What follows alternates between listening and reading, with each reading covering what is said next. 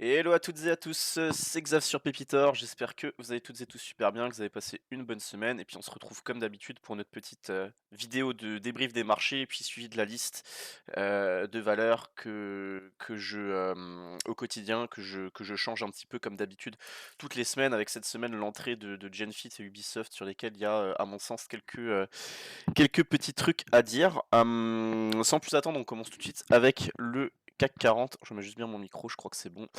Alors, bon, le CAC 40, il n'y a rien à dire, hein, qui a fait un petit peu du surplace cette semaine. On finit la semaine quasiment au plus haut, au-dessus de la M20, au-dessus de la M7, donc plutôt positif, j'ai envie de dire. Pour moi, il y a toujours à très court terme la zone des 7350 en support, la zone des 7700, 7750 en résistance. Et puis, bah, fait toujours aussi notable, hein, le CAC évolue actuellement moins 8,25% sous ses plus hauts historiques. Là où bah, le S&P a encore réalisé un plus haut historique cette semaine. Là où le Nasdaq est remonté à moins de 2% de ses plus hauts, là où le DAX est à plus 13 sur l'année, etc., etc. Donc on a toujours l'indice parisien qui sous-performe très nettement ses pairs, on va dire les comparables européens et les États-Unis. Voilà du coup pour le CAC 40, pas grand chose à dire, c'est assez neutre à court terme, il n'y a pas vraiment de direction très franche. Mais il y a quand même des choses à faire, je trouve, sur les marchés français malgré cette dynamique un petit peu lente sur le CAC 40. Alors tout de suite Calray. Calray c'est extrêmement baissier, mais vous le savez, ça fait plusieurs fois que je vous en parle. Moi je surveille le titre à très court terme. Là il y a un premier élément qui moi m'a bien, comment dire, a beaucoup attiré mon attention cette semaine. C'est cette bougie là du 9 octobre. Hem En fait, ce que je trouve super intéressant, c'est que voilà, je vais prendre un peu de temps pour parler de ce dossier. C'est que si on s'intéresse là vraiment au mouvement baissier qui a lieu depuis, on va dire depuis début juin, donc ça fait juin, juillet, août, septembre, 4 mois, un peu plus de 4 mois, quasiment 4 mois et demi. On remarque qu'on n'a jamais eu une configuration technique, similaire, dans le sens où du coup je me dis les choses enfin le plus dur du mouvement baissier est probablement déjà passé et les choses commencent à se construire. Je m'explique. Moi, je me sers beaucoup des bandes de Bollinger, à la hausse et à la baisse, hein, pour un petit peu avoir une idée sur la force, on va dire, du mouvement, baissier ou haussier. Et on remarque qu'à chaque fois, dans le mouvement baissier, là, à chaque fois qu'on avait les cours qui traversaient la bande de Bollinger-Inf, vous voyez, c'était toujours cette bande de Bollinger était toujours ultra baissière et si vous voulez, plus le cours baissait, plus elle s'ouvrait pour le faire baisser plus, quoi. Elle ne servait absolument pas de support. Vraiment, elle suivait la direction, la dynamique du cours. On a un exemple ici, on a un exemple ici, on a un exemple ici, ici, ici aussi.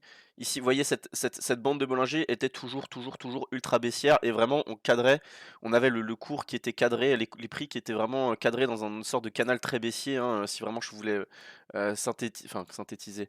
C'est non, c'est pas très propre, mais en gros, voilà, on avait vraiment on imagine, on a vraiment les cours qui étaient compris dans un canal baissier matérialisé entre guillemets par la bande de Bollinger Inf et la moyenne mobile cette période. Là, les choses sont un petit peu en train de changer. On voit que la dynamique n'est plus aussi baissière et le graphe est en train de construire un petit peu les prix sont un peu en train de construire dans la neutralité. Et moi, ce que j'aime beaucoup, c'est comme je vous dis, cette bougie là du 9 octobre où en fait on a fait une mèche basse avec des volumes, on clôture au plus haut, donc on a fait un marteau. Et, et surtout, vous voyez, la mèche basse, on n'a pas rebondi n'importe où. Cette fois-ci, la bande de Bollinger Inf a eu suffisamment de temps pour se redresser et commencer à converger vers la bande de Bollinger haute. Et on a rebondi dessus alors qu'elle avait une dynamique plutôt haussière, alors que jusqu'à présent elle avait tout le temps une dynamique baissière. Donc pour moi c'est un vrai signe il y a plusieurs signes à observer. Il y a d'abord le premier signe qu'on a observé, c'était cette construction à plat. Alors ok, on en est sorti par le bas, mais on a moins baissé. Après la sortie par le bas, on a moins baissé. Vous voyez, si je voulais matérialiser comme ça, euh, comme ça, comme ça. En gros, hein, je le fais très vite, hein, c'est pas ultra propre, mais vous voyez, à chaque fois, tac. Là, c'était la première fois où vraiment on avait un mouvement un mouvement de construction aussi long, si je puis dire. À chaque fois, c'était que quelques séances, bam, on reperdait tout de suite 20%. Alors là, on a aussi perdu une vingtaine de pourcents, mais dans une, comment dire, dans une vitesse moindre et avec une configuration technique moins dégradée. Et du coup, là, voilà, pour la première fois, on stabilise sur la bande de Bollinger Inf change un petit peu je sais pas si ou de polarité, on va dire. Donc moi, c'est le genre voilà, c'est le genre de d'éléments que je note. Après déjà une première construction, latéralisation qui a été plutôt intéressante avec un beau rebond de 55-60% à jouer entre les plus bas et les plus hauts. Voilà, donc le dossier continue de m'intéresser. Alors c'est très spéculatif, hein, c'est le genre de titre où même si vous rentrez à 1,60, 1,70, faut avoir un stop, faut pas avoir peur d'avoir un stop 7-8% sous votre prix d'entrée. Là, ce qu'il va falloir observer, hein, je pense alors, il peut y avoir de la volatilité dans un sens comme dans l'autre, hein, c'est-à-dire le titre peut très bien faire ça, ça, ça. Là, en gros, ce serait ce que je juge le scénario le plus probable. Ce qu'il faudrait surtout, c'est qu'on arrive à tenir les 1,50 € et qu'on ne clôture pas là sous les plus bas, voilà, qu'on ne fasse pas de clôture vraiment sous ces 1,50, 1,55. En gros, qu'on donne les moyens à la bande de Bollinger de pouvoir continuer à se redresser, la bande de Bollinger Inf. Alors après, il peut y avoir de la volatilité, hein, comme je dis, là pour moi, ce serait pas étonnant d'avoir du rebond. Voilà, le titre pour moi, il peut très bien rebondir de 50-60% assez facilement, vu l'ampleur de la baisse. Et donc moi, c'est plutôt, voilà, pour l'instant, dans un premier temps, c'est plutôt le genre de mouvement que je vais chercher à observer là sur Calray. Et l'idée, ça va être de se laisser un petit peu de temps, d'attendre vraiment qu'on ait les bandes de Bollinger qui convergent encore un petit peu, la même 7, la même 20, qui s'aplatissent encore plus, et que derrière on puisse vraiment avoir un peu ce phénomène bouchon de champagne dans un sens comme dans l'autre. Donc du coup plutôt à la hausse, dans mon cas je préférais, et que derrière on puisse avoir un mouvement haussier qui soit potentiellement beaucoup plus intéressant sur Calais. Voilà. Donc là, s'il fallait donner une première zone, hein, bon là je vais rester en unité de temps daily, mais en gros on voit que sur la semaine, le titre il a quand même bien comprimé dans un petit canal en gros entre 1,80 et 1,55. Donc pour moi la sortie là au-dessus des 1,78, 1,80 pourrait amener déjà un beau rebond direction 2,10, 2,20 voire plus. Voilà, et pour moi la vraie zone à pas casser en clôture ce sera les 1,55, 1,50. Alors, oula, j'enchaîne. Tac. Nexan, bah Nexan, ça reste toujours aussi magnifique, hein. Quel graphe, franchement, sur un an, là, on doit avoir le titre bah voilà, sur un an qui prend 116%. Sur une société du type de Nexan, qui est quand même un gros groupe, je trouve qu'on doit être à 5 milliards de valorisation, quelque chose comme ça, donc c'est quand même plutôt une big caps à l'échelle d'un pays comme la France. Bah, c'est magnifique, hein. Pour rappel, c'est un titre, nous on l'a détecté, on est beaucoup parlé dans la zone des 100 €. Là, il a 135 maintenant. Donc, voilà, il n'y a pas grand chose à faire, hein. Là, on peut essayer d'identifier à chaque fois voilà, des zones de support. Le titre il a tendance à faire ça, des poussées, après consolider un petit peu en range, quoi. Et donc, bon, là, j'ai l'impression qu'on est de nouveau en train de sortir par le haut. Enfin, la bougie est vraiment magnifique. Alors, bon, certes, ça manque un petit peu de volume, peut-être.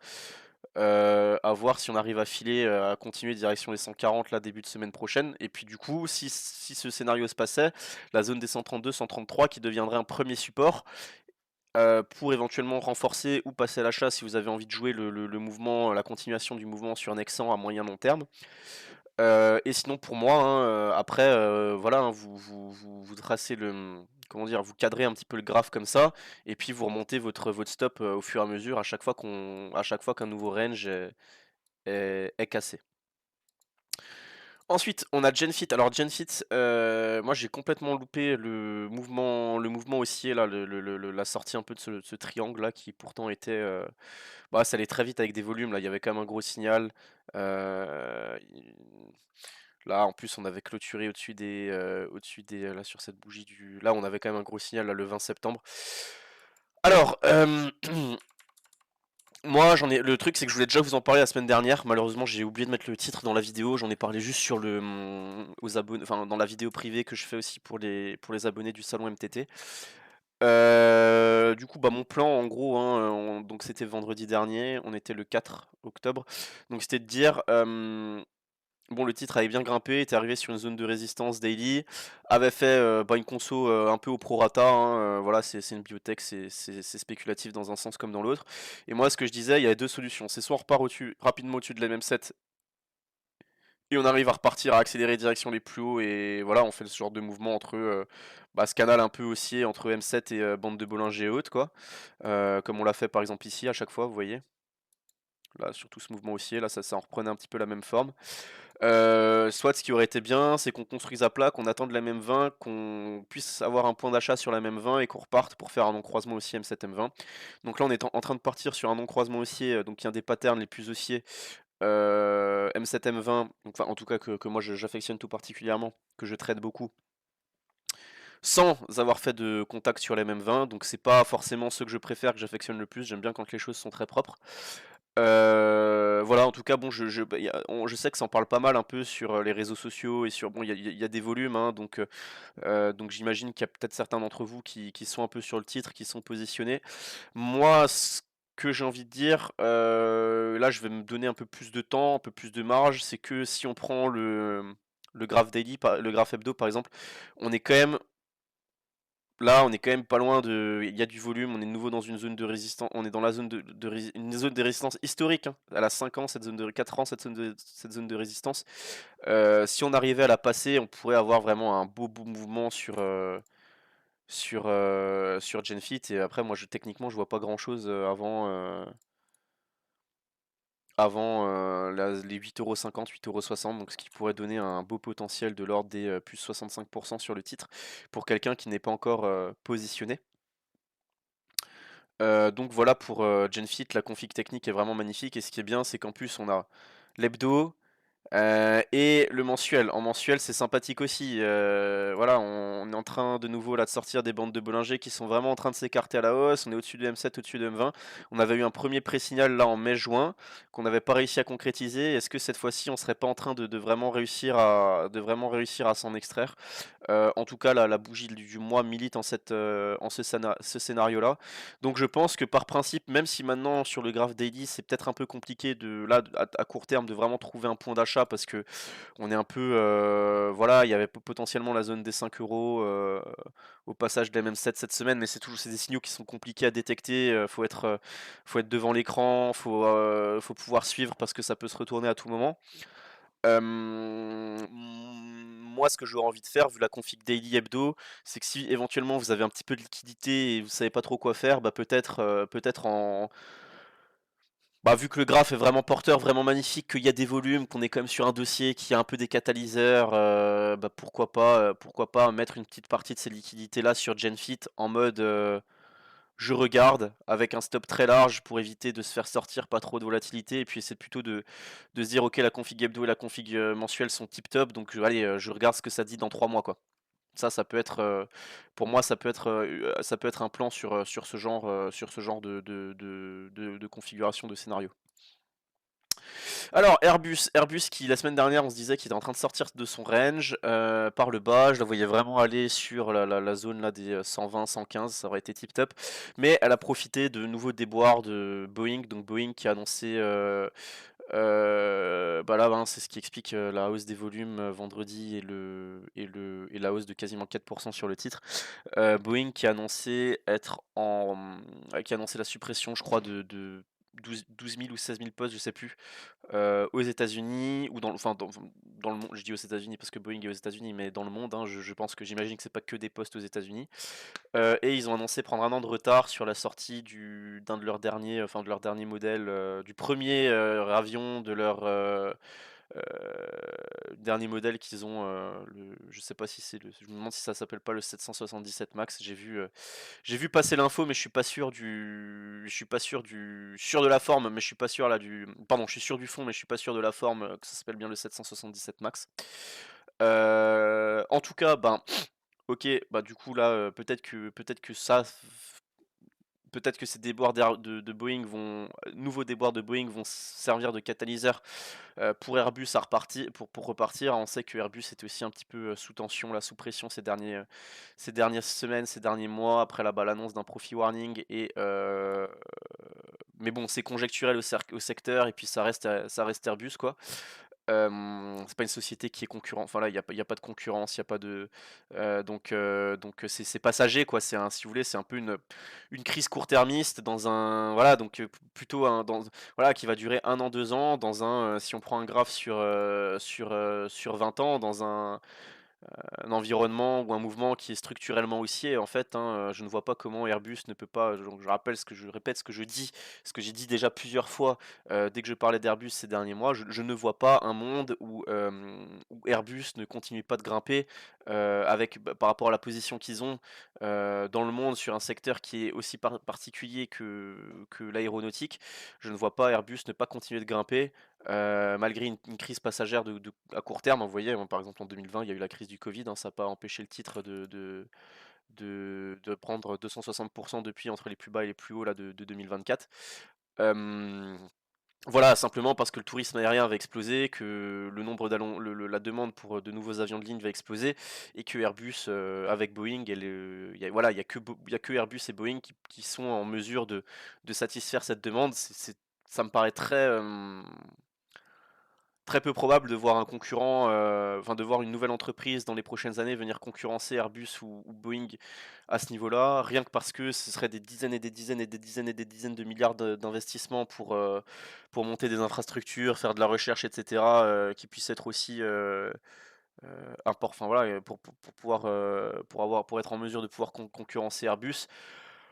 Et en même temps, bah, il y a la réputation de ces 2 groupes quoi, la réputation d'un avionneur, ça se fait pas, voilà, ça se fait pas en 5 ans quoi, donc il faut convaincre des clients et cetera, il faut faire ses preuves. Donc moi je suis persuadé que Airbus à horizon, c'est probablement une des meilleures opportunités d'investissement. Enfin, en tout cas, c'est probablement là, aujourd'hui, si on me posait la question, probablement la meilleure, l'opportunité sur laquelle je verrais le meilleur ratio bénéfice-risque sur 15 ans. Parmi toutes les entreprises que je connais, je dirais, bon, en tout cas, si demain il fallait que j'achète une entreprise en fermant les yeux, j'achèterais du Airbus.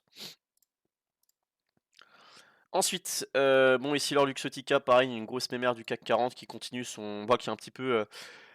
Qui était un petit peu qui consolidait un petit peu là récemment, qui est en train tranquillement de repartir à la hausse. Là, c'est un peu le même scénario que Nexan et que Airbus aussi. C'est une société qu'on a un peu envie d'avoir en fond de portefeuille, leader sur son secteur. Il n'y a pas vraiment de concurrence sur un secteur qui de toute façon va continuer de grossir d'un point de vue croissance, etc. Avec le vieillissement de la population, on aura toujours besoin de nouveaux verres, de nouvelles de plus de lunettes, etc., etc. Donc Essilor Luxottica, c'est un peu le même profil que Airbus. Je pense que c'est une société qui est assez safe et qui a beaucoup de potentiel à long terme et mais qui est mieux orientée techniquement. Et dans ce cas-là, on peut procéder un petit peu comme Nexan, essayer d'acheter les creux quand il y en a. Là, dès que le dossier perd une 7-8%, se rapproche d'un support, se rapproche d'une moyenne mobile 200 périodes, bah pourquoi pas grappiller quelques titres et se construire une ligne. Euh, ensuite, Medincel. Alors Medincel, un petit peu. Voilà, je vais rapidement alléger un petit peu mon graphique, changer de scénario. C'est vrai que là, jusqu'à présent, on avait cette oblique là qui avait bien fonctionné, quoi, qui était assez propre. Tac. Malheureusement, on l'a cassé par le bas. On allait chercher le support des 14,90, 15 euros. Bon, moi, ce que je note, hein, c'est que on est sur un voilà, il y a pas péril en la demeure, hein, on est sur quelque chose qui reste très aussi à moyen terme. Là, bah, écoutez, on consolide un petit peu à court terme la hausse importante qu'on a là depuis le début de l'année, hein. Je rappelle que c'est quand même un titre qui, même à ce stade encore sur un an, gagne plus de 100%, il me semble. Voilà, gagne 111,11%. Bah tiens, si ça c'est pas un signe du destin pour avoir du Medincel en portefeuille. Euh, voilà, moi je reste toujours très positif sur cette valeur. J'en ai depuis des mois en portefeuille et c'est pas prêt de bouger. Est-ce que la zone des 15 euros me paraît être une première bonne zone pour renforcer ou acheter le titre? Là, on voit que ça fait plusieurs fois qu'on arrive dessus et qu'on fait des petits rebonds. Alors le problème c'est que ça reste assez poussif, donc je pense qu'on n'est pas à l'abri d'avoir encore une jambe de baisse, peut-être direction les 14 euros. Voilà, 14 €, voire même, hein, si vraiment il fallait les faire les choses très, très, très proprement et avoir une super zone d'achat, on pourrait même se dire on en est loin, hein, mais on pourrait même se dire que le titre pourrait perdre, encore 14-15, revenir sur cette zone des, allez 12,90-13 €, qui en plus correspondrait aussi, à la MM200 quoi. Donc voilà, peut-être un titre si vraiment vous avez peut-être envie de le jouer dans l'optique moyen terme, un peu de vous dire les configs, hebdo et mensuels sont tip top, donc le daily c'est pas forcément ce qui voilà, je suis pas forcément au jour le jour sur ce titre et je vais avoir plus un point, long terme, un comment dire? Un plan pardon, moyen terme, long terme. L'idée pourrait très bien être de se dire, voilà, commencer à peut-être histoire de pas prendre le risque de prendre de louper un potentiel retournement haussier, sur ces niveaux, bah, peut-être rentrer, voilà, peut-être se dire: «Allez, si j'avais 10 000 € à allouer à mes Dincel, admettons, bah, peut-être par principe j'en mets 2 000 maintenant, et si le titre part, bah, je chercherai de nouveaux points d'entrée pour, renforcer». Et derrière, bah, je peux me dire, voilà, je me donne des zones psychologiques. Si on a un nouveau mouvement baissier et que le titre revient, à 14, j'en remets, 4 000, ou 3 000, je monte à 5 000 € et puis allez, je me laisse une dernière salve pour si le titre vient à 13 € et dans ce cas-là, je renforce encore plus et voilà et je monte à 10 000 balles et ça me fait une ligne, aux alentours des, 13,80 de prix de revient. Peut-être même un peu moins et donc à partir de ce moment-là, à 13,80, à 13,70, vous êtes à, moins 5 de plus-value, donc il y a pas péril en la demeure et puis à partir de là, vous cherchez un vous allez plus chercher une invalidation quoi, vous dire là, c'est plus à ce moment-là qu'il faudra se poser la question: «OK, maintenant je suis rentré, comment mon plan d'achat s'est déroulé, maintenant qu'est-ce que je fais si jamais ça repart pas, à quel niveau je sors quoi?» Voilà pour mes Dincel. Après, comme dit si je reste sur, la config, hebdomadaire, hein, vous voyez, hein, c'est pour ça. En même temps, c'est probable qu'on aille, en daily, on se dit: «C'est probable qu'on aille un petit peu plus bas». En hebdo, on se rend quand même compte qu'on est, dans une énorme zone de support, donc peut-être que si on allait plus bas, ce serait vraiment très bref et ce serait juste une mèche, voilà, peut-être un vendeur, à l'instant T, quelqu'un qui voudrait sortir une position importante, alors avec un carnet d'ordre un petit peu creux. Ça pourrait, ouais, ça pourrait peut-être le faire. Allez, je vais aller un petit peu plus vite, Morel et Prom, pas grand chose à dire, hein. Bon voilà, le titre qui a bien rebondi sur la zone des 4,80, donc 4,80, 4,90, hein. L'analyse technique, ça ne fonctionne pas. Euh, Bon, on a consolidé à court terme, on est revenu sur la même set, et moi je pense que là tranquillement, le premier objectif, ça va être de pousser direction 5,50, la même 200, ce qu'on se disait. Pour moi, est-ce que ça vaudrait le coup la config technique, c'est le genre de config sur laquelle j'aurais envie de payer là à ce stade, mais bon, pour gagner 7-8 c'est pas spécialement le genre de trade que j'affectionne. Après, si vous êtes rentré plus bas, éventuellement vous avez envie de renforcer pour viser, cette première zone et voir derrière plus haut et peut-être peut-être jouer un mouvement un peu plus, un retournement un peu plus important sur le secteur du pétrole, pourquoi pas, j'ai envie de vous dire. Après à ce stade, comme dit, ça reste assez, le retournement reste assez propre. Moi, c'est toujours pareil, j'aime juste pas ce gap là, en fait, là, on a un gap de, vous voyez, en fait, ce que je veux dire, c'est que c'est un gap de 2 quoi, c'est pas un gros gap, c'est pas un gros gap de rupture avec une hausse, d'un coup, vous avez le titre qui ouvre, en hausse de, 15 par rapport au cours de clôture de la veille et là, on peut se dire: «OK, il y a vraiment c'est quelque chose d'ultra technique, c'est pas très propre» et généralement, bah, les gaps comme ça, c'est pour ça que moi, il y a toujours ça qui pèse un petit il y a toujours ce gap-là moi, j'aime pas ce genre de gap, donc parce que le marché a toujours tendance à les combler, donc c'est toujours un peu cette épée de Damoclès dès que vous êtes au-dessus, quoi. De vous dire: «OK, j'ai une config qui est intéressante, mais en même temps, j'ai un gap, haussier sous les pieds et que le marché voudra forcément combler à un moment ou un autre». Je trouve que psychologiquement, c'est quelque chose d'assez, il y a un peu de dissonance cognitive entre, acheter un dossier qui, fait envie, qui a des mais qui en même temps, a une config technique qui est pas forcément voilà, dans laquelle il y a un gap, à court terme et du coup, on pourrait se dire, bah, plutôt, essayer d'attendre. Par contre, ce qui peut être fait aussi, c'est se mettre se mettre un peu un ordre épuisette là, à échéance 6 mois, ou 4 mois et se dire: «OK, bon voilà, si le titre revient fermer son gap, bah, je chope quelques titres sur ce niveau-là, quoi».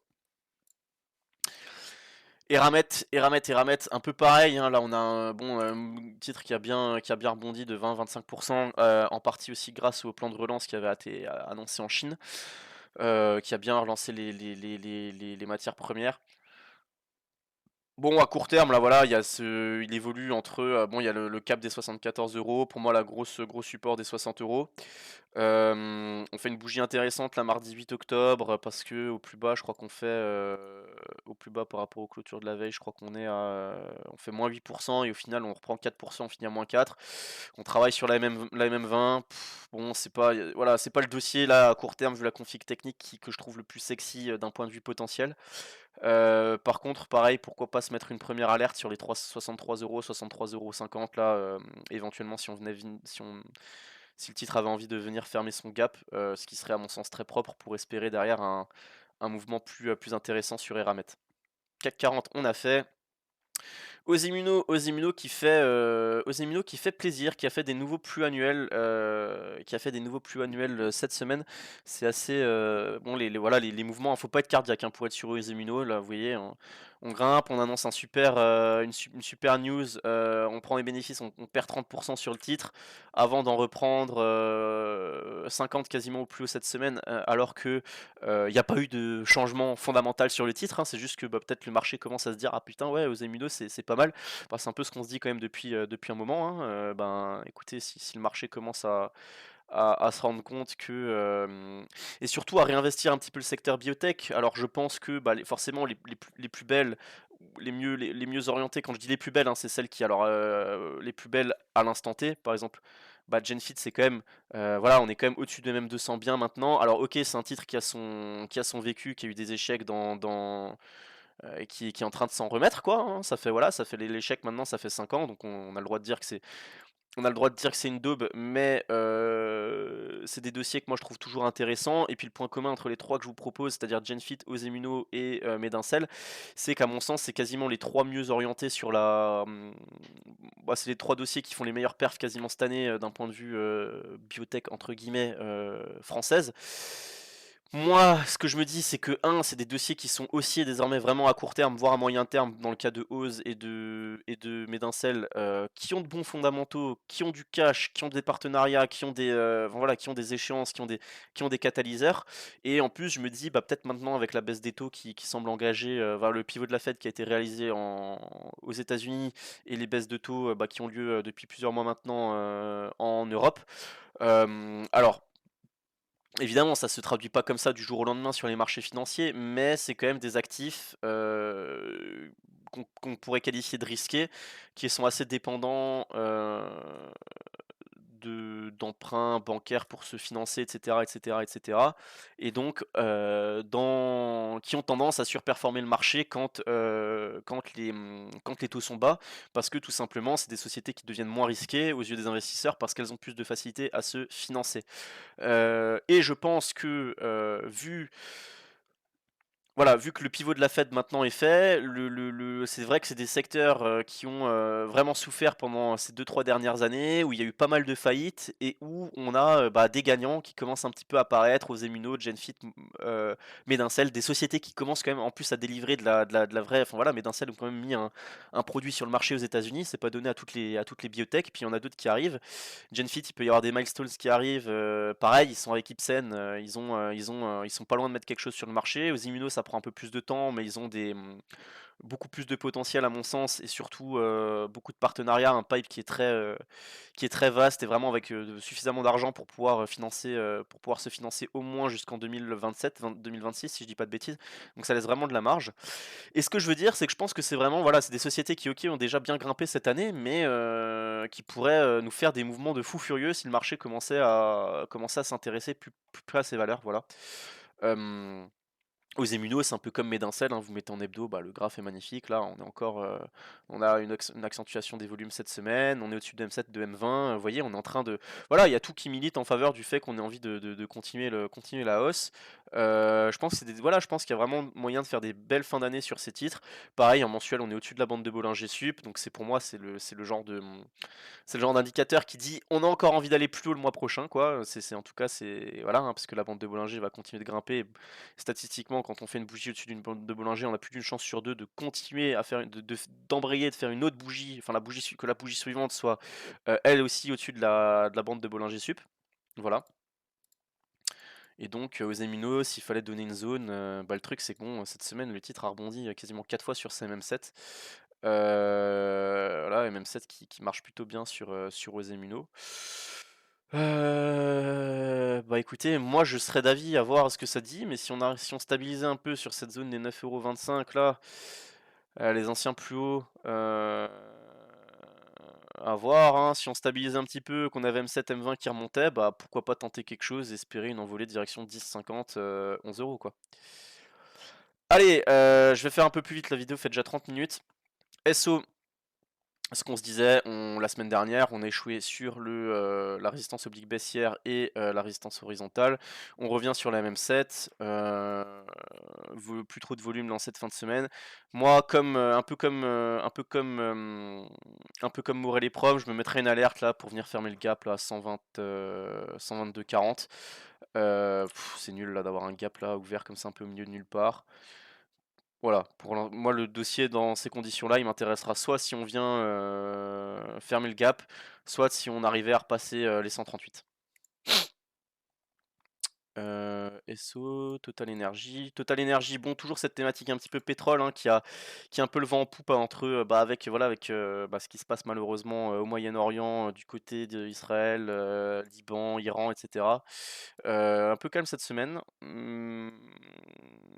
mais on n'est pas à l'abri d'une nouvelle, d'un nouveau, comment je peux dire, d'une nouvelle réponse d'Israël à Iran, et puis d'un engrenage un petit peu comme ça, on nous envoie des bombes, on vous envoie des bombes, on vous renvoie des bombes, bon voilà, et que ça finisse par vraiment partir en cacahuète. Total Energy, bon le dossier qu'on a toujours envie d'avoir en fond de portefeuille, les 58 en gros support, et signal d'achat au-dessus des 63,23. Le signal d'achat est assez clair, là on est vraiment dans un range depuis quelques semaines, depuis juillet quoi en gros. Donc là on est un peu on est sur la même set, donc on se met une petite alerte sur 63,27, ça pourrait être une bonne voilà, si vous voulez trader le titre pour grappiller quelques pourcents et en même temps en mettant un peu de portefeuille un peu de pétrole pardon dans votre portefeuille, bah c'est une bonne idée. Si vous voulez renforcer une ligne long terme, c'est une bonne idée et puis sinon toujours cette zone des 58 €. Vallourec, alors Vallourec j'aime beaucoup parce que dans le secteur entre guillemets un peu pétrolière, parapétrolière, graphiquement c'est celle que je trouve la moins débile entre guillemets parce que bah, on n'a pas de gap à la con à venir fermer sous les pieds. Moi ce que j'aime bien c'est le mouvement qu'on a fait la semaine dernière. On est venu, on a cassé cette résistance oblique baissière qui est vraiment très propre en plus, hein. C'est vrai que Vallourec elle a tendance quand même à avoir des graphiques qui sont plutôt avec des points qui sont plutôt bien respectés ces derniers temps. Elle est venue chercher les plus récents elle a fait vraiment le mouvement parfait, elle est venue chercher les 14,40 € et puis elle a fait son bam, elle fait son throwback direction, là en MM20 plus, l'ancienne résistance oblique baissière qui désormais est devenue théoriquement support, hein. C'est ce qui est en train de se produire un petit peu en ce moment. Donc là pour moi, alors on n'est pas d'un point de vue moyenne mobile, etc., on n'est pas dans la config la plus idéale possible. On n'est pas sur un dossier là que je juge très très explosif à court terme. Par contre, ça me paraît vraiment pas débile de commencer à rentrer maintenant, tenter quelque chose. Je pense on a un bon ratio gain-risque. Et après, deux solutions. Soit on coupe tout de suite sous les plus bas récents, là, sous les 13,50 €. Soit on se dit, ok, je me laisse un peu de marge si le dossier revient à 13 €, je renforce. Et seulement une fois que j'ai bien renforcé, je cherche à. J'attends une éventuelle. Enfin, voilà, je cherche un éventuel point de sortie. Ou alors option B, voilà, j'achète maintenant dans l'optique de me dire ok le titre va repartir direction les 14,40, on passe les 14,40, je renforce et puis je vise tranquillement 15,30 € dans un premier temps. Voilà un petit peu mon plan sur Vallourec. Ubisoft, alors Ubisoft, il y a du mieux sur le dossier. Voilà, il y a rumeur un petit peu d'OPA, il y a eu voilà, un beau rebond sur les plus bas récents, là de 50% avec des beaux volumes. Le titre a bien consolidé et vous voyez, est revenu sur sa MM7. Donc là, moi c'est le genre de. Là, voilà, hein, faut pas trop se poser de questions. Pour moi, en plus, seuil symbolique des 13 €. On a 3 bougies sur cette zone-là, donc on sait qu'on a une invalidation facile, quoi. En plus, ça correspond. On est sur une zone qui correspond au plus haut là, de mi-septembre. Donc on a la MM7 plus une zone horizontale qui est travaillée par le marché. Donc ouais, 13 €, ça me paraît être une très bonne idée pour rentrer sur Ubisoft à ce niveau-là. Et se dire, commencer à réfléchir à une sortie sous les 12,60 € pour éventuellement reprendre plus bas ou lâcher complètement le dossier. Moi, ce que j'aime beaucoup aussi sur ce titre, J'ai pris position là à 13 €, même un peu plus, même un peu au-dessus. J'ai acheté dans la journée de lundi. Moi, j'ai acheté vers les 13 €, je sais plus, quasiment au plus haut du jour. Je me demande si c'était pas vers 13,30 € que j'ai acheté. Je me disais en fait, je voyais le point de contact et je me disais le titre va réussir à rebondir sur ces mêmes 7. Bon, au final, on tient la même 7, mais on n'a pas eu la fin de séance que j'envisageais. Par contre, ce que j'aime beaucoup aussi, c'est le graphe là. Ça, c'est magnifique. Le graphe en unité de temps 4 heures. Donc en fait, on a plusieurs indicateurs de technique sur plusieurs unités de temps qui arrivent un peu à échéance Heu et voilà, qui militent tous en faveur du même scénario et surtout qui donnent tous la même porte de sortie. Donc on voit très bien que si on cassait les 13,60 € là, faudrait se poser les questions de sortir. Donc là, je pense que c'est probablement un dossier sur lequel je vais me renforcer là, lundi matin à l'ouverture, pour viser, donc avec un beau non-croisement aussi M7 M20 qui est en train de se mettre en place en en H4 pour viser, honnêtement, pour viser, en daily, je le vois mieux. Pour viser, j'ai envie de dire 10 dans un premier temps, mais je viserais un peu plus. Peut-être l'idéal, ce serait qu'on ait un retour sur les plus récents, quoi. Donc l'idéal, ce serait de venir sur 15,30, 15,35. Mais à voir. SMCP, bon SMCP qui a très bien rebondi dans la zone qu'on se donnait la semaine dernière, donc j'espère que vous avez pu passer à l'achat là sur les 2,40 parce que et en plus on allait chercher le premier TP, donc on a pris une quinzaine de pourcents cette semaine. Et j'espère que vous avez allégé. Bah, l'idée maintenant, c'est de se dire si le titre revient sur 2,40, on renforce ou on reprend des titres. Et puis on essaie de se laisser porter jusqu'aux 3 € dans un premier temps.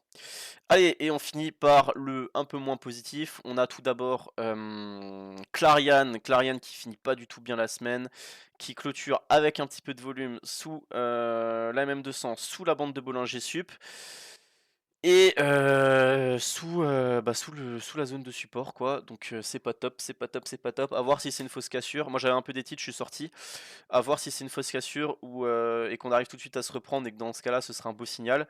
Ou si le magnifique mouvement, le magnifique figure qu'on était en train de construire là ces derniers temps, bah, on serait pas en train d'en sortir par le bas et dans ce cas-là, voilà, le titre serait plus du tout intéressant avant de revenir sur peut-être les 1,35 €. Voilà pour Clariane, donc à ce niveau-là, voilà, j'attendrai vraiment de voir lundi, mardi ce que ça dit pour éventuellement affiner le scénario que je vois à ce stade. Médian Technologie, un peu le même délire, elle était en train de, voilà, on se disait, voilà, ça fait partie du jeu, hein, c'est un dossier sur lequel moi j'étais très positif, que je surveillais beaucoup, beaucoup, beaucoup, beaucoup, sur lequel j'avais tenté déjà deux trois trucs pour jouer un petit peu des rebonds et des malheureusement, voilà, on est en train de sortir de la phase de consolidation, là, de construction court terme. Moi, c'est vraiment un titre que, vu le mouvement aussi, là, je le voyais vraiment réussir à repartir par le haut. Et c'est dommage, c'est dommage, c'est dommage. Parce que là, on flingue toute la dynamique. Et pareil, est-ce que c'est vraiment une. Peut-être qu'on pourra faire une fausse cassure et que tout de suite, on va réussir à faire une belle bougie, là, lundi, mardi, reprendre 13-15% et se remettre dans de bonnes conditions techniques. En tout cas, là, ça milite pas du tout en cette faveur, hein. On casse même les 3,80, on casse la moyenne mobile 200 périodes, on est en train de sortir des bandes de Bollinger par le bas. Ouais, c'est pas top, c'est pas top, c'est pas top. Et puis en hebdo, on casse franchement la moyenne mobile 20 périodes alors qu'on était en train de la tenir. Voilà, bah, j'étais très positif, hein, j'étais très positif sur le dossier, mais il faut savoir accepter ses torts. Et puis bah là, en l'occurrence, c'est vraiment plus top sur Médian Technologie. Donc moi, je ne touche plus au dossier. J'attends de voir comment ça construit. Là maintenant, mon plan, le plan que je surveillais, le plan que je travaillais depuis des semaines et des semaines est caduc, en tout cas techniquement. À moins d'un gros retournement lundi, mardi et qu'on reprenne 13-15%, ce qui serait un gros signal de force. Et je termine avec Lama Group qui semble avoir trouvé enfin une zone de support, hein, qui est assez claire, la proximité des 0,95 €. Donc pourquoi pas tenter quelque chose en plus sur ces niveaux-là. Il y en a même 200 pas loin. Bon alors c'est un dossier qui est, voilà, c'est pareil, c'est le genre de titre sur lequel il faut que vous ayez un stop à 10-15%, donc une taille de position adaptée. Mais en même temps, c'est un titre qui, s'il rebondit et qu'il allait au premier objectif là qu'on s'est fixé, pourrait prendre une trentaine de pourcents. Pour l'instant, c'est un petit peu encore prématuré pour espérer un vrai rebond. On voit que la MM20 est bien baissière à court terme. En hebdomadaire, ça reste, j'allais dire, ça reste pas dégueu, mais c'est vrai que j'avais oublié qu'on était aussi sous MM20. Bon, Voilà, on est un peu au milieu de nulle part. Il y a plus qu'il y a une zone horizontale, quoi. Il y a une zone horizontale. Là, elle semble pour l'instant bien faire le travail. Elle a même 20 juste même 200 juste en dessous. Donc, dossier que je garde sous surveillance et sur lequel je trouve que c'est pas, voilà, c'est pas idiot prendre une petite ligne en mode anticipation dès maintenant. Parce que c'est un dossier qui peut aller très vite à la hausse s'il venait à repartir. Voilà, 40 minutes de vidéo, c'était assez dense. J'espère comme d'habitude qu'elle vous aura plu. N'hésitez pas à lâcher un petit like, un petit commentaire pour le soutien, ça fait toujours plaisir. Je vous souhaite de passer un excellent week-end et je vous dis à la semaine prochaine. Ciao ciao, c'était Xav sur Pépitor.